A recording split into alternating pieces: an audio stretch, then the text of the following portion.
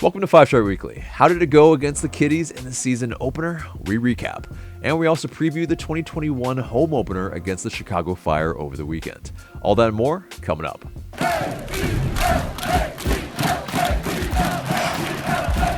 Welcome to the show, 5-Star fam. I'm AJ, and this is Marc. Before we get into it, become part of the notification squad by hitting the bell next to the subscribe button on YouTube. This segment is sponsored by Thinking Man Tavern, a cozy Decatur neighborhood pub. Grab a tasty beverage from a wide variety of selections and a plate of something delicious from the menu. To go, check out Thinking Man Tavern. So Atlanta United drew Orlando City in the season opener for the 2021 season 0-0.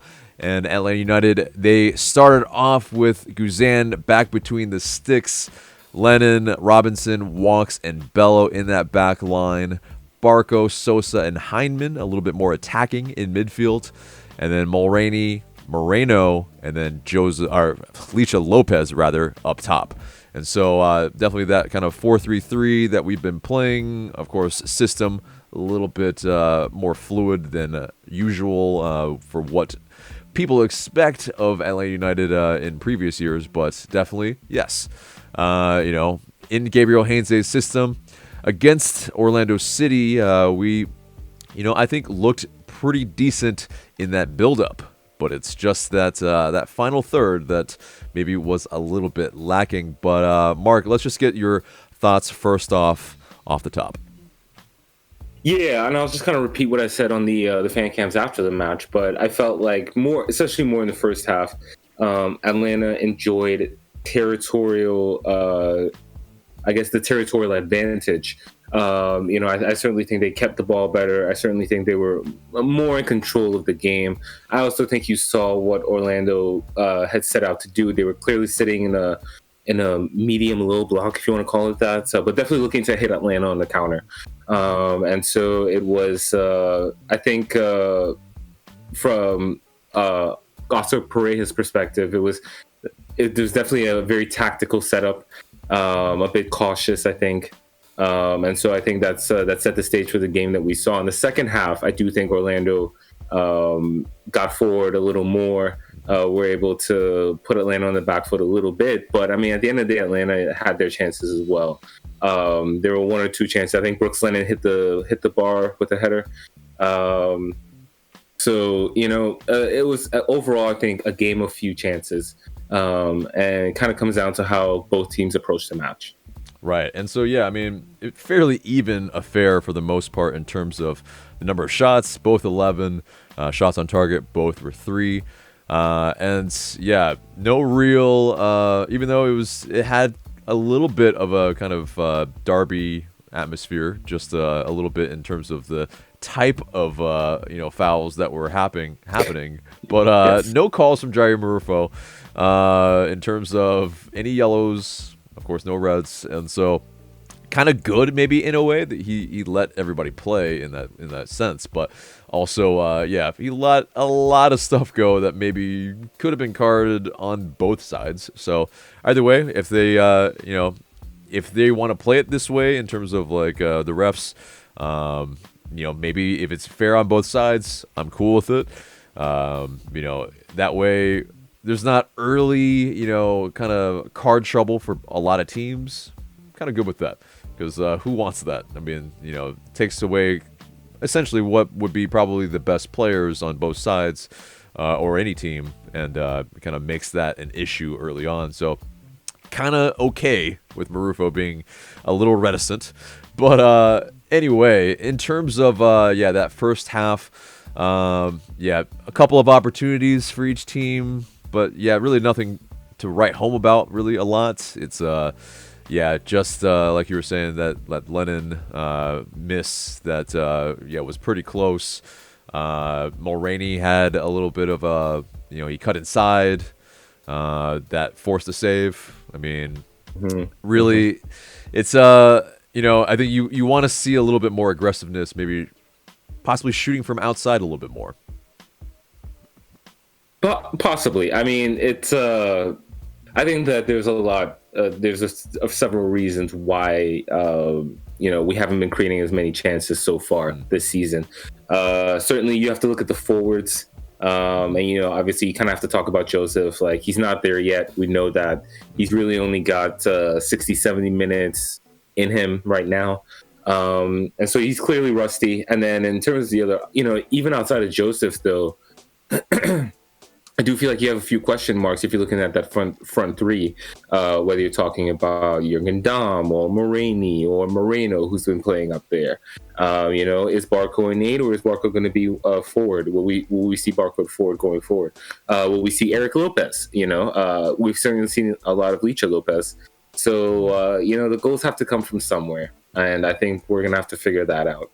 Right. And I think looking at the past history of a lot of these players, there's not a lot of double-digit scoring either. And so that kind of is a thing that we need to work on in terms of that, you know, just being more aggressive, either even outside of the box or in the box, and, you know, just really trying to make the opportunities count.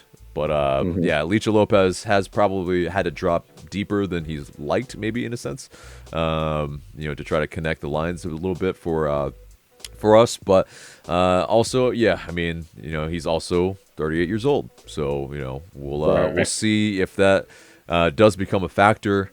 But so far, yeah, I mean, it's, you know, this is still the first match. So, you know, worrying signs, not exactly, but it is, at least for the first three matches, you know, we're seeing that, yeah, you know, we'd like to put the ball in the back of the net a little bit more frequently than we currently are. So there is that to work on. But and one point I would make as well, you look at MLS teams that participate in Champions League and how they did over the weekend.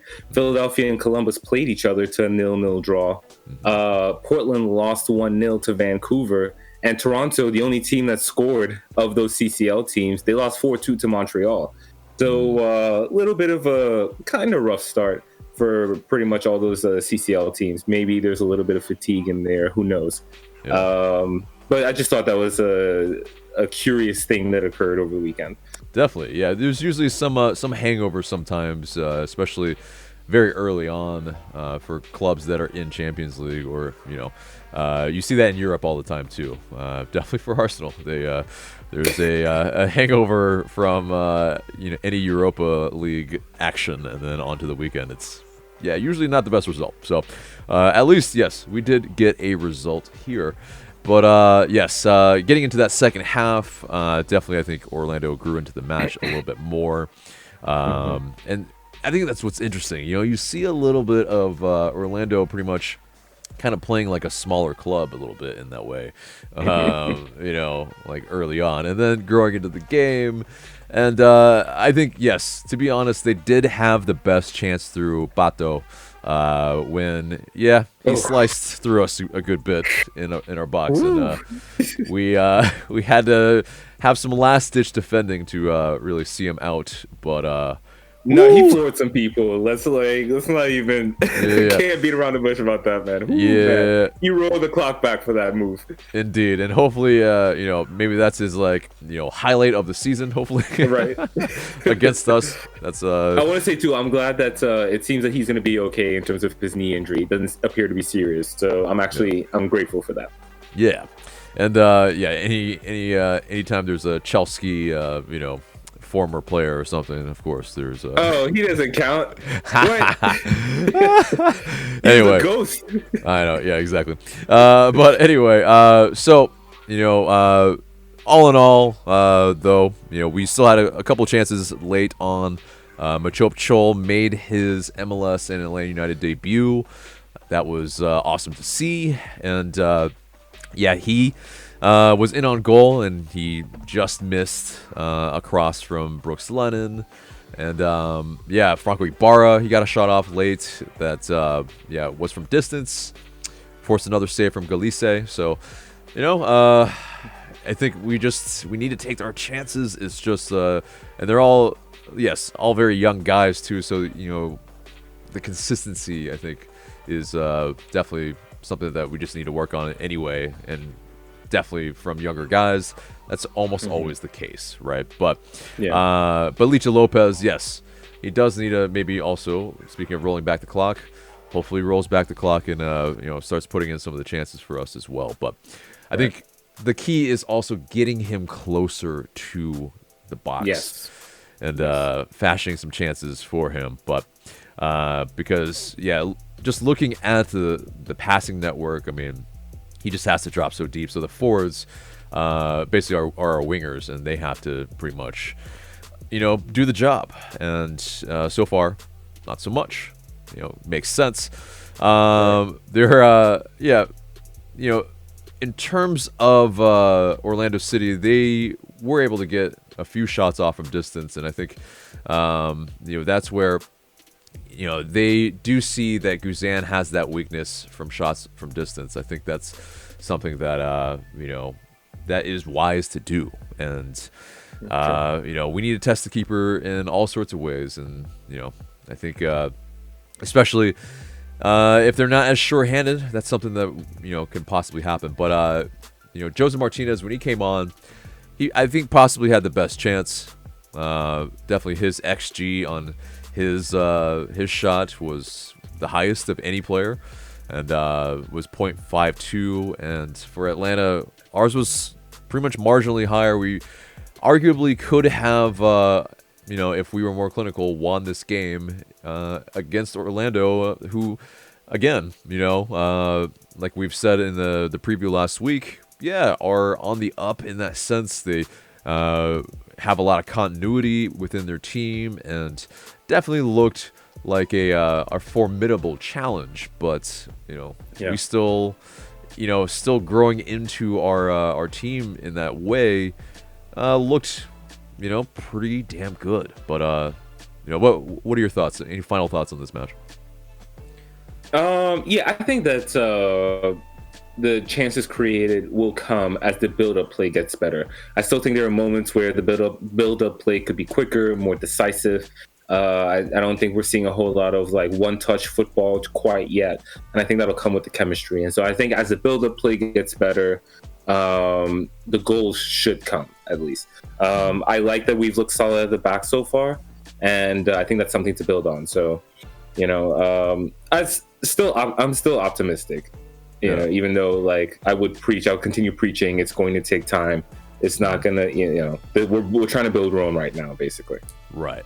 And so, I mean, looking at these positives, I mean, Brad Guzan gets another clean sheet in a sense, in his 37th clean sheet for the club. That's pretty damn good. And it's our third team clean sheet, of course. Miles Robinson, he had a team high 10 recoveries, and or game high really.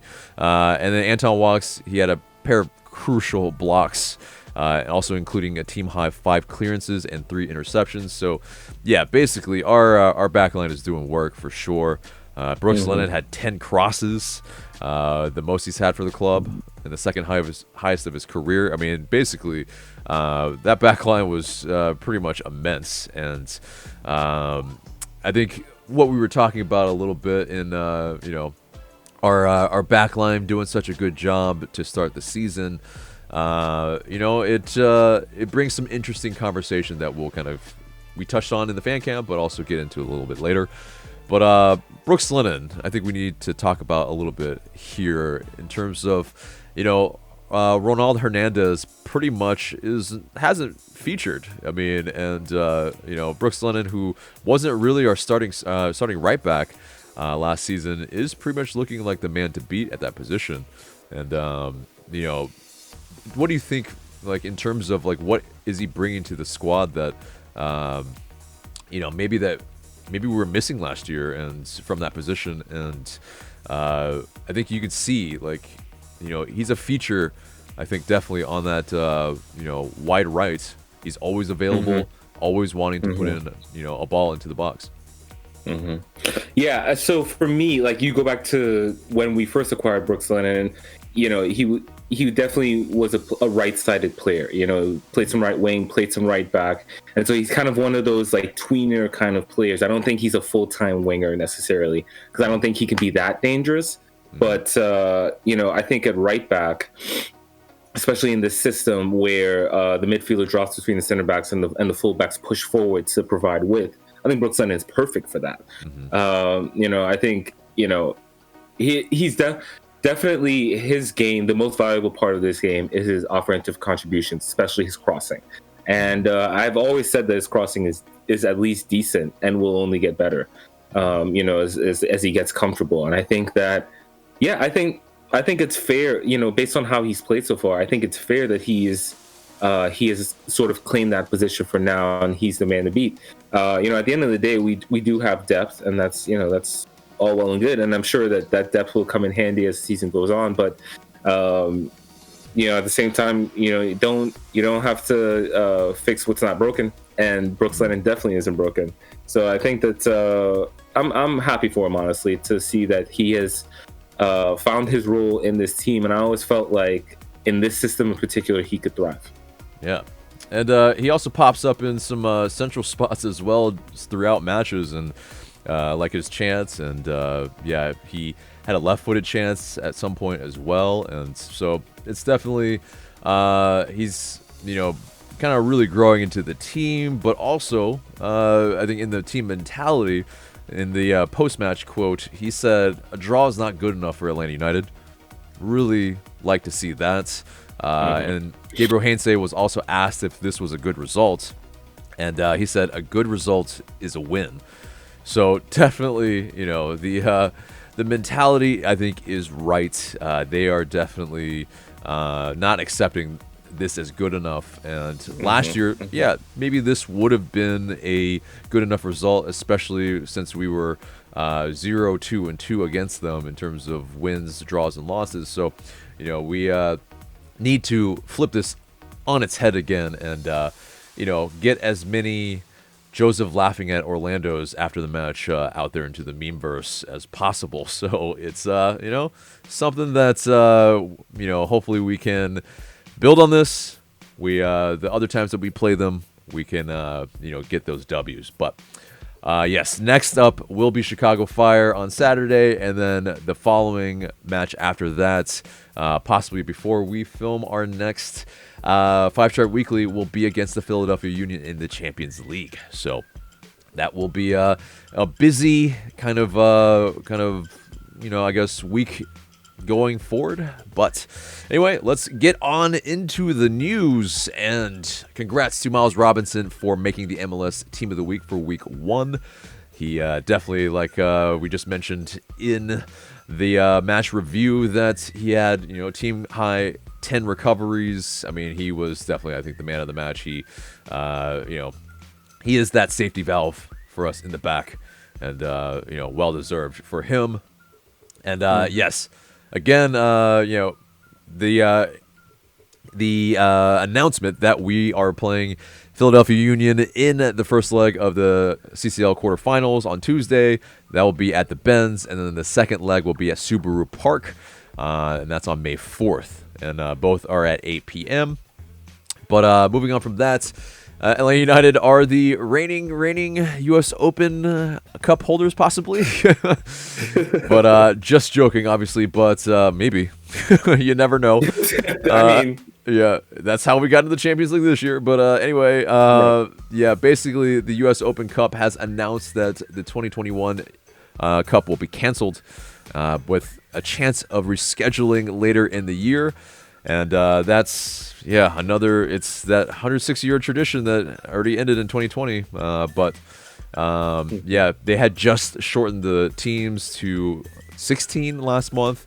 And they were prioritizing the start of the season. But now for, I think reasons maybe we can speculate that it is canceled. I think largely due to the pandemic still happening and maybe fixture congestion possibly.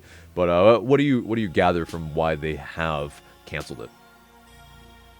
Just the reasons you said. I think fixture congestion, and we have to. Well, this is only American-based teams, but I think it has to do with fixture congestion, probably making the travel simpler. I mean, like, you look at even the MLS regular season schedules, and they obviously prioritized cutting down on travel. So I think that's probably just part of that initiative. Yeah, and so let's move on. Jose Martinez, he talked about a lot of things with CBS Sports, but this main caveat talking about how special Atlanta is to him. He spoke saying, "Atlanta is my home until the day it's not possible. This is my home always." And we knew this, that José Martinez, he basically doesn't want to leave Atlanta unless he's forced to. And, we, I think as a fan base collectively, pretty much all say the same deal. Like, yes, please stay forever until, whenever, you want to hang it up, essentially. But Joseph also talked about taking it one step at a time. He's saying he just wants to finish a game, 90 minutes. He says, as a striker, you're always thinking about goals, but to me, it's about finishing the game. That to me is key. And I think he's taking baby steps, for sure. That's the way to go forward. I think if he's wanting too much of expecting too much of himself, it's good that he's not right now. And I think he was definitely trying to change his juju a little bit. He cut off the man bun, and now it's all buzzed with a little bit of hair coloring inside of it for his haircut, but wasn't able to change the juju quite yet at Orlando City, but hopefully he can hit the back of the net soon. I'm sure he'll have a new, different haircut this week. It's just how he operates usually around match weeks, but hopefully in terms of this, doesn't affect them too much, but seems like the team got the second vaccination on Sunday. So, definitely well in enough time to avoid having any of the side effects affect them on Saturday. But, definitely good to see them getting their second vaccination. So they're good to go in a sense. But, also some various kind of squad news. Very interesting in terms of Eric Lopez not able to make a Matchday squad yet. But the manager was asked about, why he hasn't. And he said pretty much that lots of players are competing for spots. And I have to make the best decision for the team. So, yeah, he's a 19-year-old who's competing for spots. And so it's definitely going to be something that... he's got to earn. And, speaking of hurting, though, this is going to be interesting. So Alan Franco, he was not able to take part against Alajuelense because he was still working on his visa. But, he seems to have settled in because he was part of that 18 against Orlando. So, that question that I asked you in the fan cam, I mean, I'll pretty much ask myself as well here. But is he a bang-on starter for the team's, really, even though we have this pretty excellent defensive form so far, you can kind of give the Cliff Notes version. I'll, link up the your fan cam, in the corner. But yeah, do you think he's a bang-on starter for Atlanta? I don't know about quite bang on, but I would say I am 80% sure that he will be starting soon. If not this weekend. I just think that with the money they paid for him, and I do feel like he will help, as I was saying earlier, will help the build-up play. I think that he'll also help get the best out of Miles, and he's already off to a good start. So, yeah, I think that sooner than later, Alan Franco will be starting. Yeah. Yeah, I think it's definitely an interesting argument. But like you mentioned, the fee... also, the form, he had been playing pretty recently for Independiente as well. So there is, maybe not as big of a ramp up in that sense. But, I think, he's got to be pretty much eventually pretty soon the starter, even though Anton Walks hasn't really put a ton of feet wrong, really. I mean, he basically could spell either of them and pretty frequently, and I think kind of more for our depth. It's gonna be really great, I think, in a lot of senses, because also Walks can play on the left and the right clearly, and so they're we're gonna be looking pretty decent in the back for sure. So I think both of us say yes in a sense softly that he's going to be starting pretty soon. But on to another player, Mateus Setu. He has been temporarily loaned to LA United 2 while he navigates the green card application process. And so when he completes that, the midfielder will rejoin the first team without taking up an international spot. That's according to Felipe Cardenas. So, yeah, that makes Atlanta United roster compliant, and that also means that Marcelino Moreno is no longer a DP. Those DPs now are Jose Martinez, Ezequiel Barco, and, of course, Alan Franco. So, very interesting, very, kind of masterful maneuvering, really, to pretty much loan him to Atlanta United 2 for the time being in order to, get him, roster compliant. And, he definitely seemed like to be the man kind of out a little bit because he pretty much hadn't taken part of preseason in a lot of the matches. Right. So we'll see how long it takes him to kind of ramp up and, be a part of our midfield.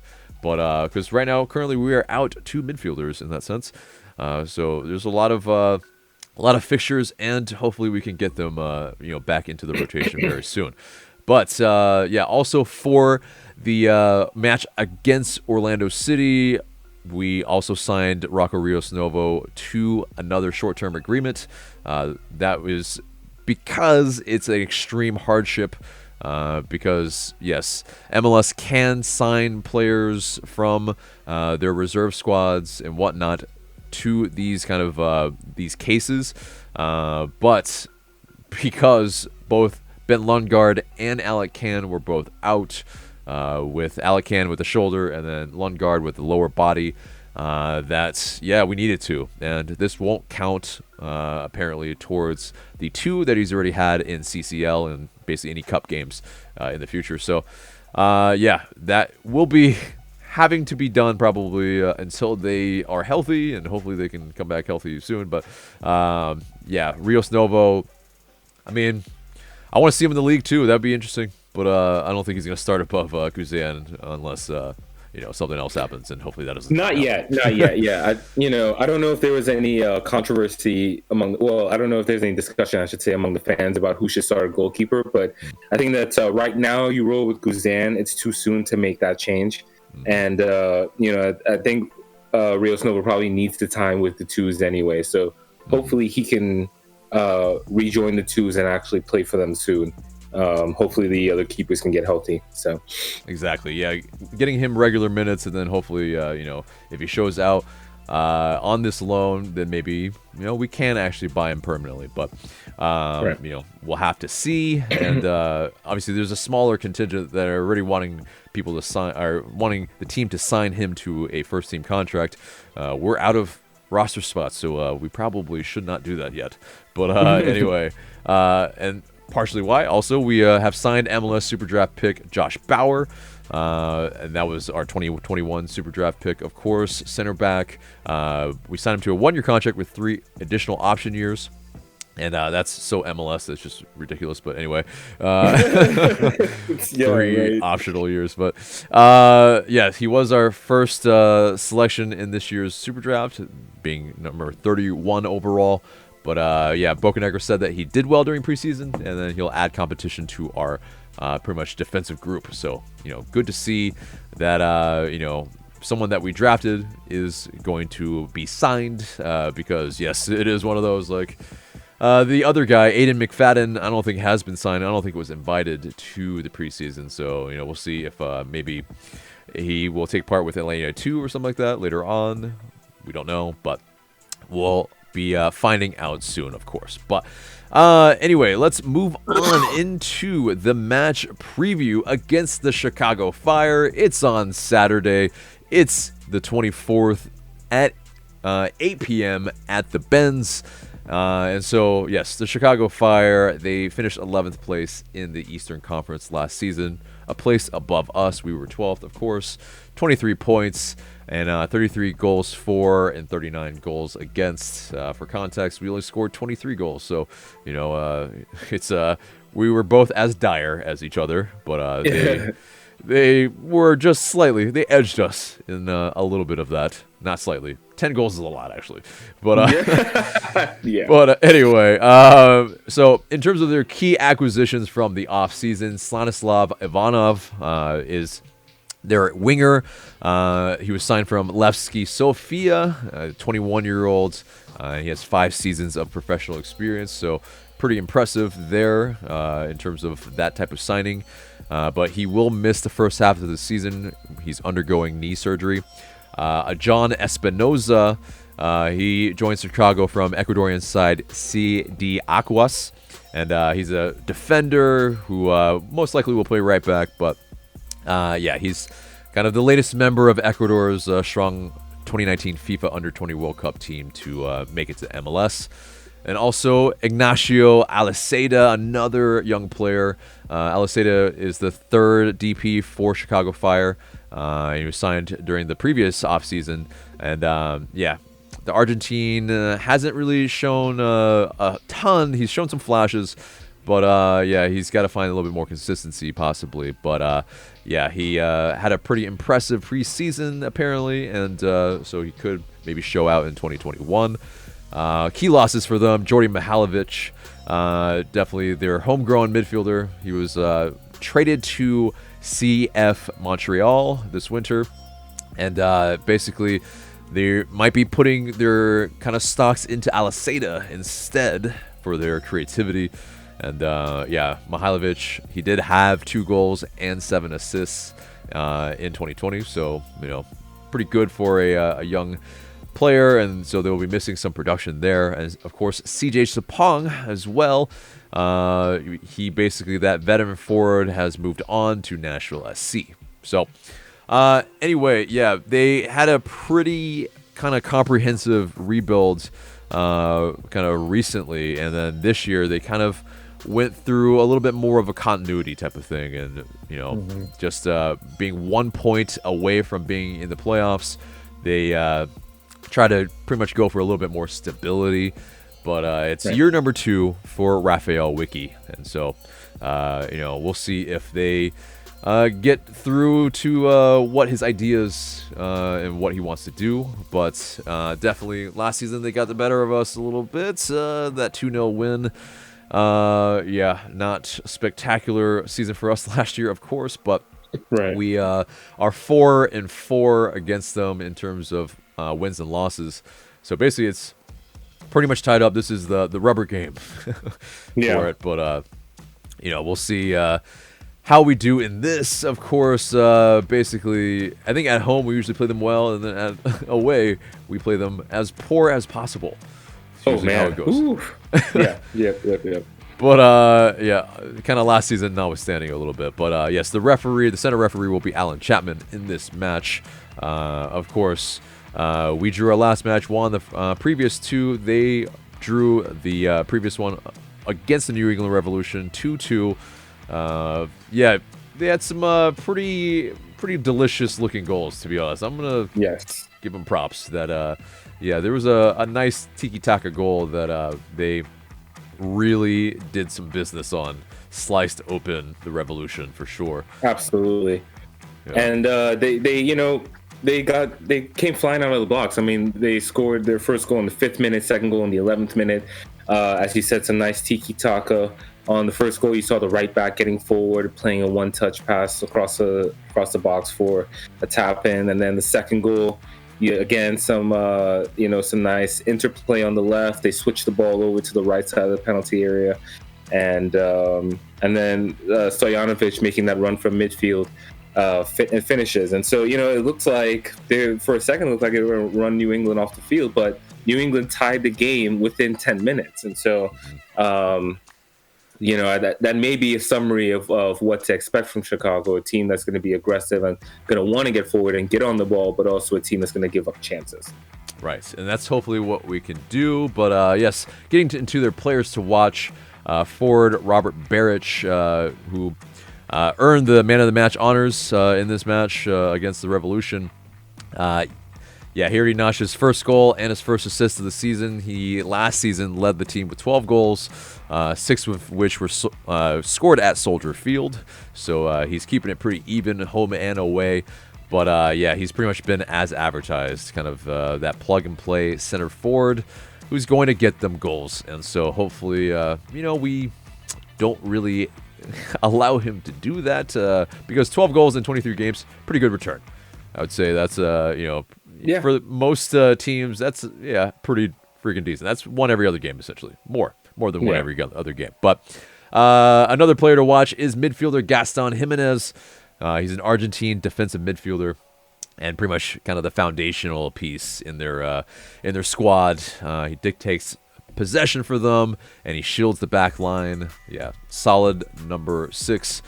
And yes, also midfielder Alvaro Medran. He's kind of more of the midfield partner for Jimenez, kind of playing a bit deeper maybe than expected, but he had 2 goals and 6 assists in his first season for the Fire. So yeah, pretty decent return kind of as his midfield partner. So we'll definitely need to keep an eye on him as well.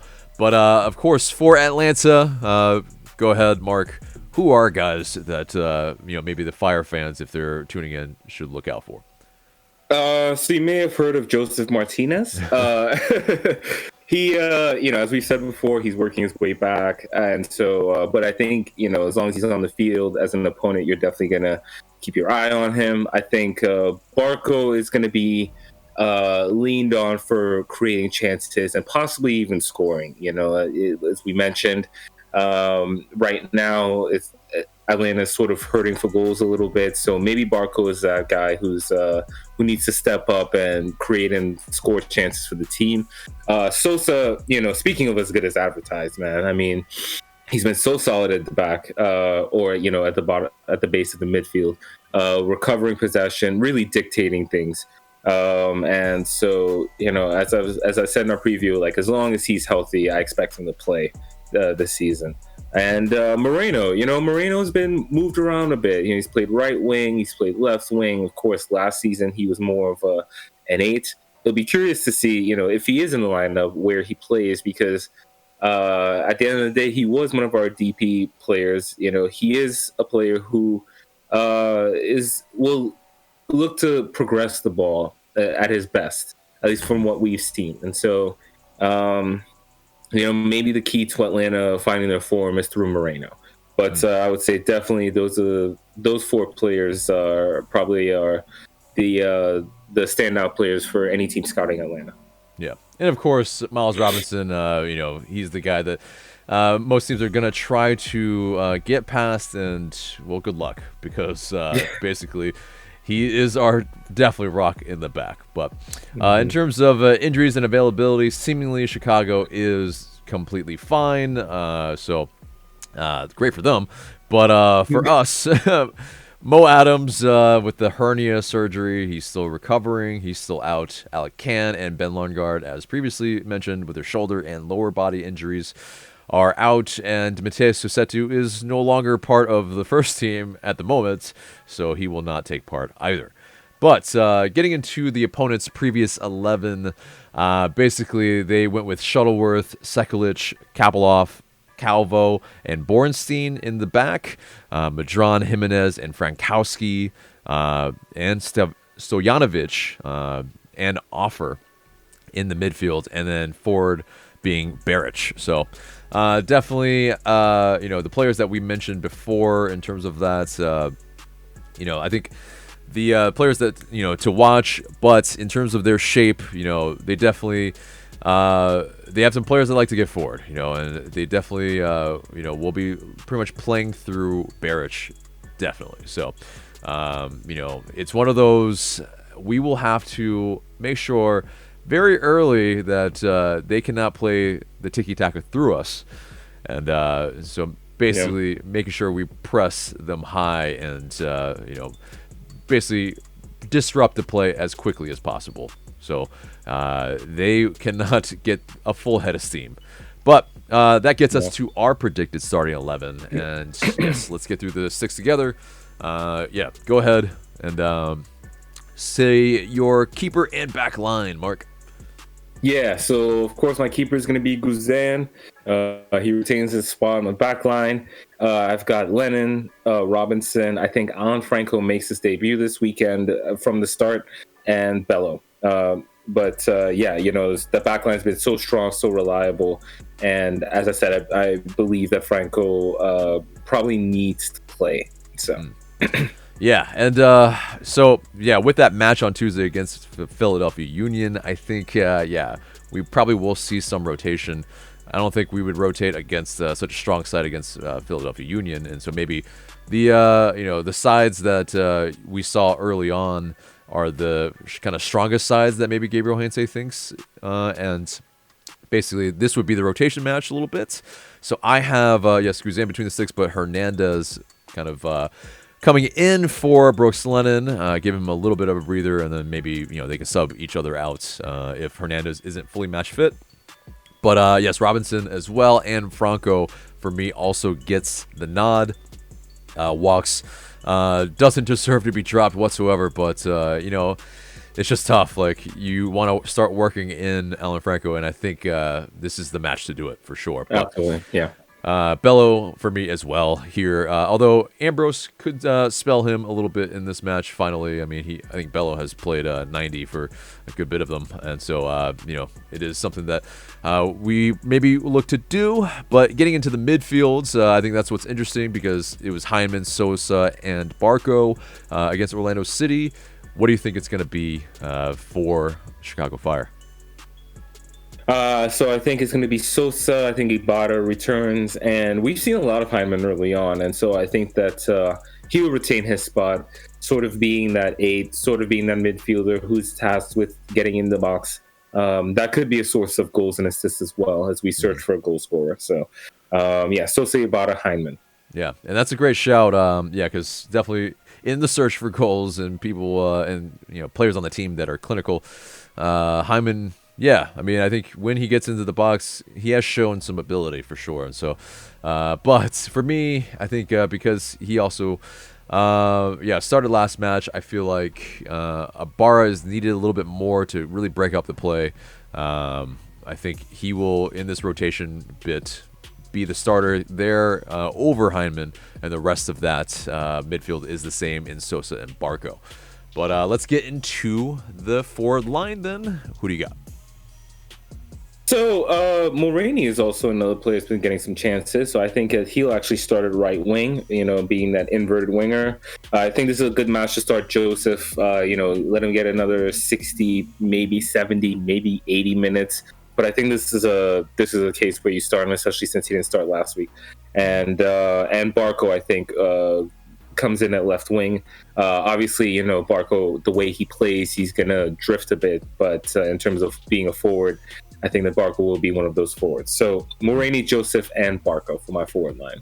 Yeah, I see that. And we have two different wingers pretty much. But I think Jurgen Damm, this is a match for him to be able to maybe stretch Chicago Fire a little bit more and kind of maybe hopefully pin them back with his pace and, maybe not allow them to be so forward-thinking in that sense.